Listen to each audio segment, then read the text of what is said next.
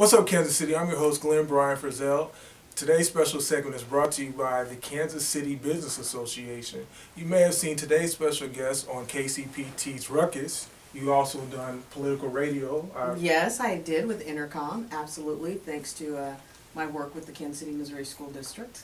Miss Cynthia Wheeler, we'd like to welcome you to the show today. And Thank you you. are a communications expert, media strategist. I will say I'm a media strategist. I don't know if I'm an expert. My other half might say he's the expert, but that's okay. Well, Mrs. Wheeler, we are certainly glad to have you here today to talk to you about some important issues. Let's start local. The minimum wage debate, will it take on some speed here, some momentum? We know that before we elected the new city council, that we kind of had two sides, various fractions, but one side, business representing the business community, no, $15 an hour is way too much. And the other side, $15 is not enough. Where is this debate going in the long term? I think in your opinion? the way this debate will be framed is based on what happens in Jefferson City, honestly. I think that the minimum wage does indeed need to be increased. I'm an advocate for that. A cost of living across the board does definitely make sense.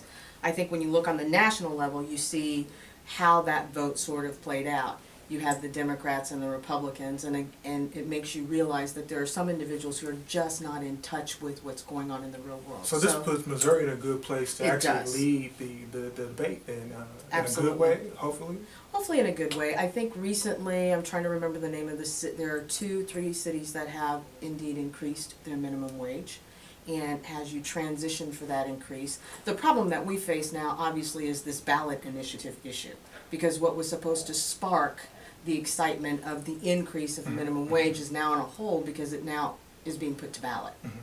I think that based on how citizens vote, the biggest gamble right now at this point is going to be, are we capable of getting enough people out to vote? And I think in this agenda, we will be, because the grassroots initiative has been powerful. It has been powerful. And is it innovative? Are we doing more than rock the vote? Have we built on the momentum that got us the first black president into the White House? I think we're building, and I think good work is being done. But I think the biggest success for this initiative will be, are we going to get those votes out? And I think for members in this community who support it, it is going to have to be the grassroots knocking and banging on doors, and it's going to have to be those individuals who work behind the counter getting out and registering and voting. Not waiting till the last minute. But, you can hold up a sign and you can complain, but you can't complain if you don't go push the button. And so that to me is really what's going to define this. I don't think a lot of money in this election is going to make a lot of difference. I really think as we move forward with social media, younger people wanting to have a bigger voice in what goes on in their world, we live in a city that's very much about the millennials, the young folks. And I think we're going to see some changes that will be reflected. And I think the city council shows us that. This year's election. So what happened to the slacker generation? Yeah, don't call us slackers. We have to get out there, us young people, and the tail end of that included. Let's talk a little bit about economic development. I read on your bio that you were part of the Kansas City Convention. You were a manager on, is it the Convention Center Bureau? I worked with the Kansas City Convention and Visitors Bureau in the early 90s. I came in under the leadership of Jim Hutchinson and Steve Stickford. And it was a wonderful learning experience, and it's a great way for a new person, an outsider, to come into a city and learn in 4 or 5 years. It's sort of like college training in economic development, travel and tourism. I mean, I literally started off as their telemarketing sales manager, and by the time I left, I had the title of project manager. So, excellent. It was a nice place to be in, a perfect place to work, and the people are fantastic. I think in terms of growth, the convention center is a way to do it, but the habit that I began to notice was we will build and let's build and they will come. Let's add 400,000 square feet of uncontiguous space, and we're going to have a great Now we're doing this turnout. because we didn't get that particular box checked in the Republican GOP convention center that we were recording. No, I off of. think that there has always been, the history in the last 20 years that I've been around is that there has not been a convention center hotel that meets the needs of what the city is asking for. People have to be housed miles outside of the city, and creative ways have been put together in order to bring them in. So the goal is to increase the number of visitors to the city. I think the argument can be made about the convention center property though, and the hotel that comes with that hotel property versus the airport is which comes first, the chicken or the egg? And I'm inclined to believe that we really need to pay some serious attention to the airport. Denver is a fine example of a successful venture. Terminal or a whole Terminal, complete renovation. whether it's, Well, I don't Denver's know, I'm always not gonna been say good that at that. I'm not an airport or expansion expert, but we need to really think about it. We are in the middle of the country. There's no reason we shouldn't be a major hub, but let's be honest, when you come to the airport, where are you gonna eat after 10 o'clock? Right? But if I go to Denver, I got someplace to eat. The transportation's smooth and easy. So we get 'em Internationally, here, we get them here, Mr. Wheeler, excuse me, and where did the streetcar initiative fit in? Or are we using that to encourage tourism, or is that just something cute for us to jump on and get I something don't to think eat it's and drink cute. at late at I night? think that we've always needed a good major transit. My biggest argument when I was in my 20s and moved here was transportation. I don't want to buy a car. I would like to, transport. And I think we're living in an era where Uber is a fine example of you need to catch the transportation ride while it's changing. Owning your own car may not be an option when people can do Z cars, or, you go check out a car, drive it around and check it back in. You can check out a bike.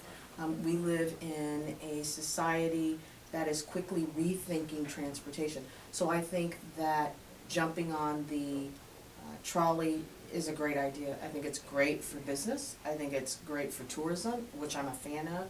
And I think it can only enhance what's happening between the Power and Light District and Crown Center, and with hopeful growth towards the south and the north. I don't necessarily, my biggest pet peeve with the trolleys is it needs to be coming to 18th and Vine. People need to come here. This is history. And we've spent a lot of time and tax dollars building it up. I would hate for it to just kind of fizzle because we're afraid to rock the boat a little bit politically. How do we rock the boat? What are the problematic areas that need to get tackled prominently here in the 18th and Vine district in these next 8 years? I think there needs to be a comfort with sort of working outside of the box. I mean, some of the board members at the Jazz Museum, some of the challenges they've faced is getting real direction on messaging and strategy. And sometimes messaging and strategy can be very challenging when you have a group of individuals who want to keep things the same, and you come in and you're in your 20s and 30s and you've got these great ideas that may cost a little extra, we don't want to think outside of the box, so there can be huge challenges there. And I think that younger blood on that board, a younger blood to come in on the board will make a huge difference. And will the new city council play an instrumental role in meeting the challenge? I don't know. I know there's been this conversation about whether or not 18th and Vine should be under the umbrella of the city itself. I'm not so sure that I'm a fan of that. I think if it's going to be under the umbrella of the city, it should be under the umbrella of the community. This community should drive it.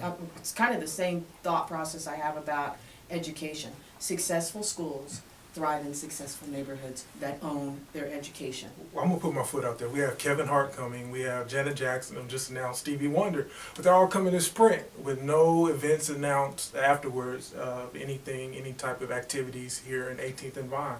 Is that not a crime?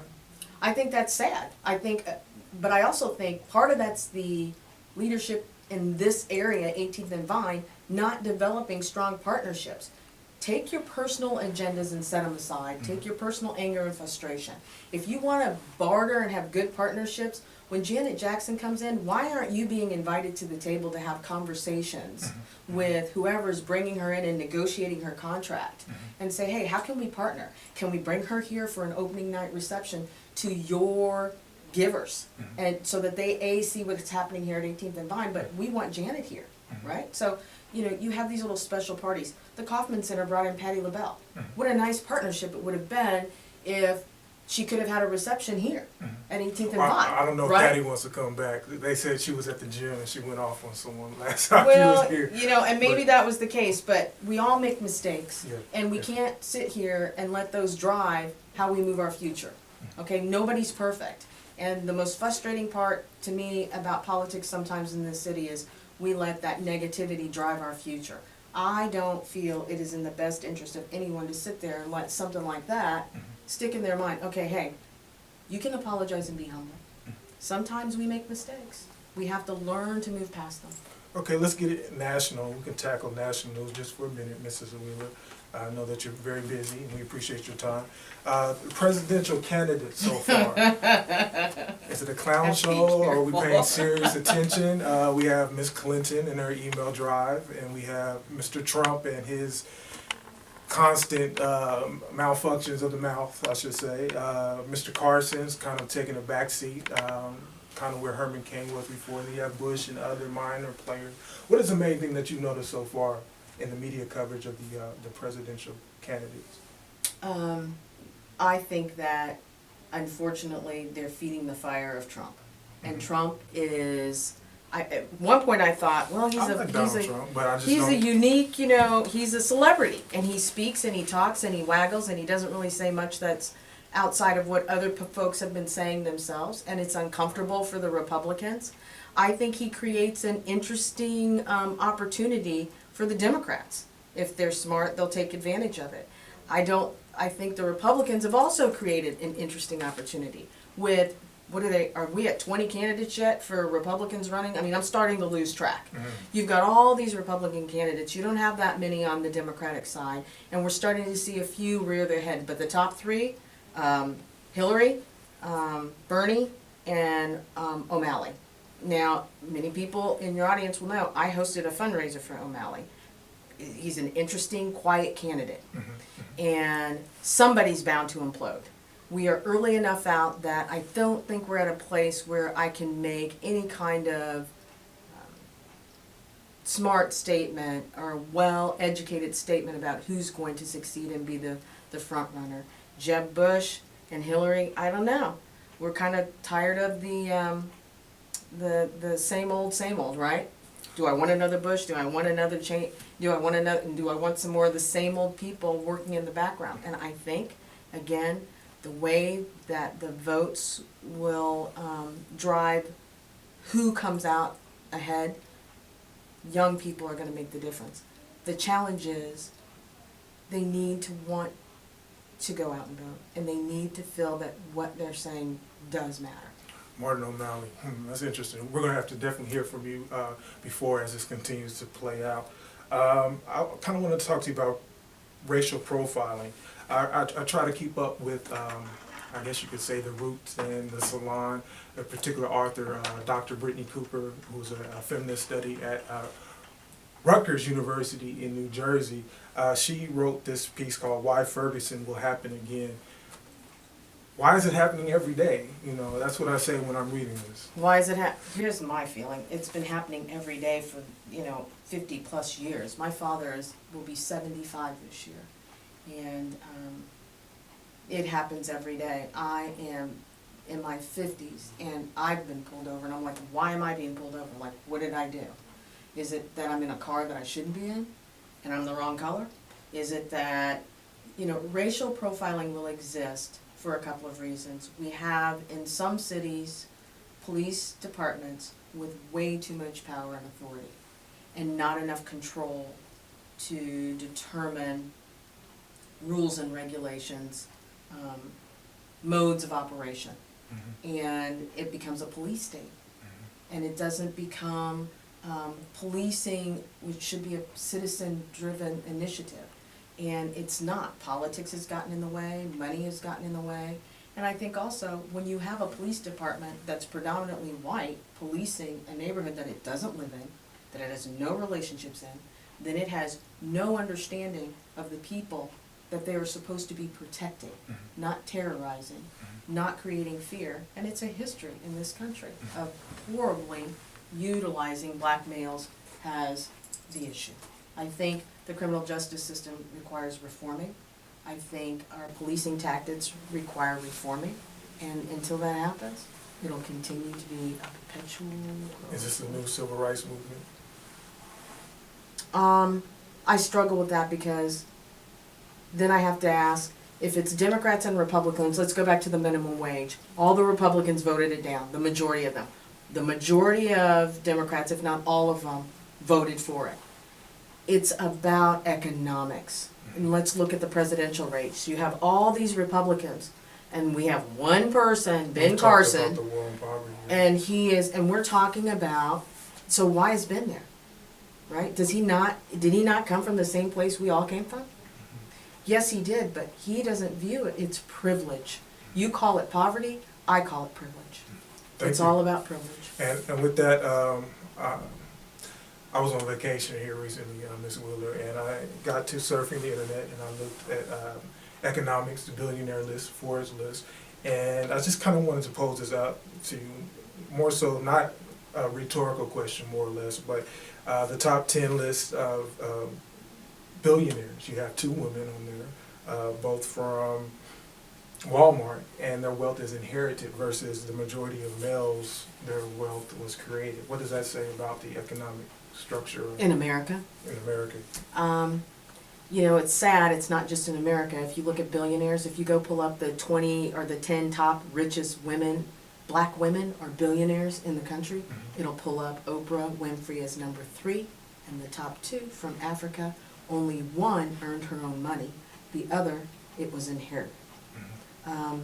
I think that just speaks to our society and how we view women as a whole. Well, Ms. Wheeler, any final thoughts for us? Any closing remarks? We certainly appreciate having you here today. Thank you for inviting me. It was nice talking to you. You shed a whole new light on the way that I'm going to interpret my news stories and interviews in the upcoming weeks.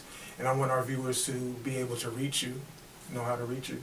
They can get me in my email. It's CannWheeler, CANN Wheeler @gmail.com. And what's up, Kansas City? I'm your host, Glenn Bryan Frizzell. Check out more video online at www.whatsupkansascity.net. And remember, the sky's the limit. Aim high. Shoot for the moon. If you miss, at the very least, you will land it among the stars. Take care until next time. I'm IFBB Bikini Pro Cat Williams, and when I'm not working out in the gym, I'm searching the web on Cascade Media and What's Up Kansas City. So make sure you check them out.